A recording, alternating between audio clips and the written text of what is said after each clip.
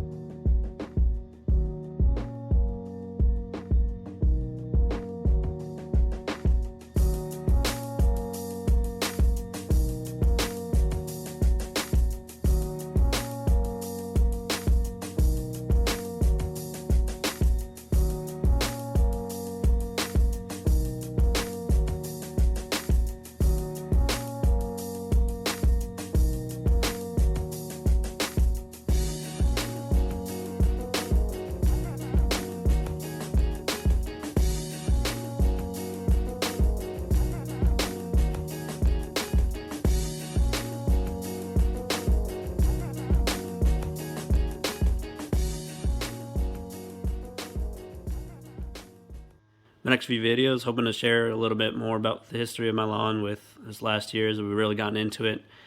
More about the irrigation system, the trees we took out, as well as what it used to look like before. It's pretty bad, in the summer, but by the end of the fall, it was looking really good. First, you want to make sure you understand how big your lawn is. My lawn is 4,000 square feet, so you could do that by marking it off or walking it off. You can do that through a few tools online, but really understanding the space that you're working with is really the first key step.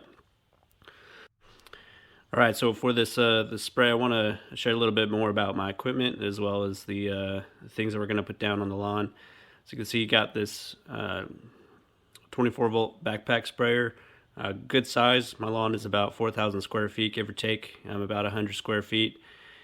So it's 4 gallons. Usually when you're putting stuff down, you'll do about a gallon for every 1,000 square feet of lawn. So 4 gallons for me is perfect.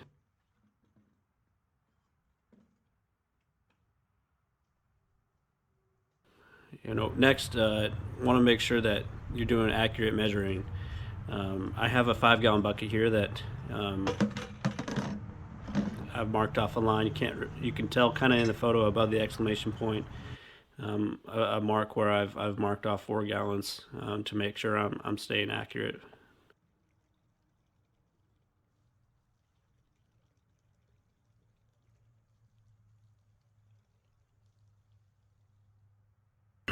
First product we're going to look at here is one called Celsius. Celsius is one you only want to use on warm season grasses, such as your Bermuda or St. Augustine.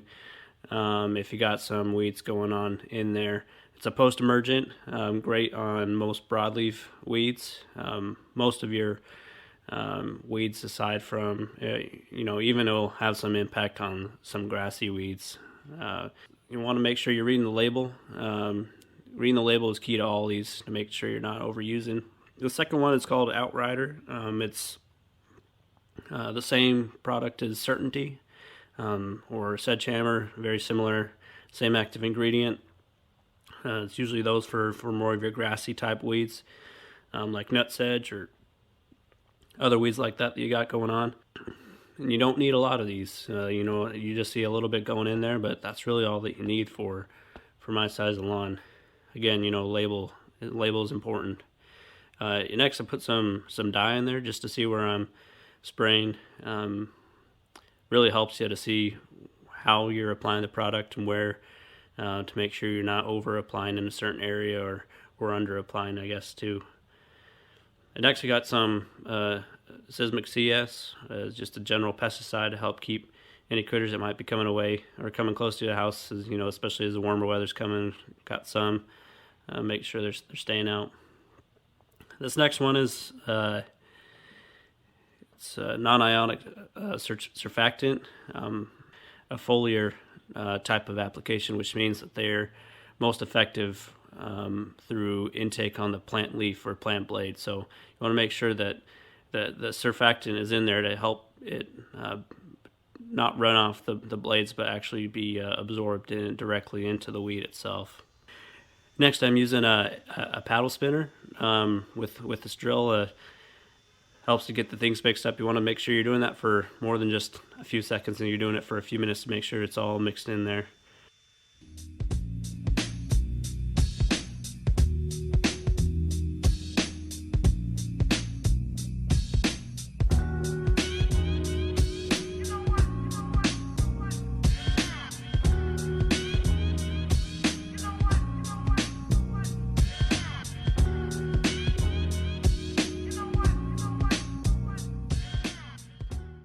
As you can see, it's pretty tough to get it in there all without getting a little bit of mess going on. So it's tough.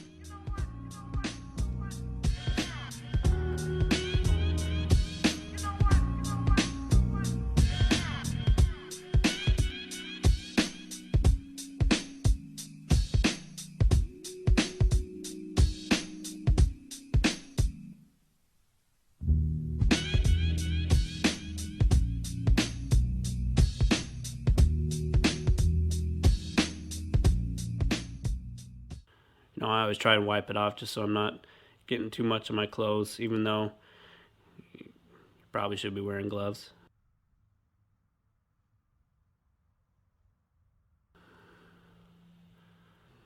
Once you got it filled up, you want to make sure that lid is on real tight.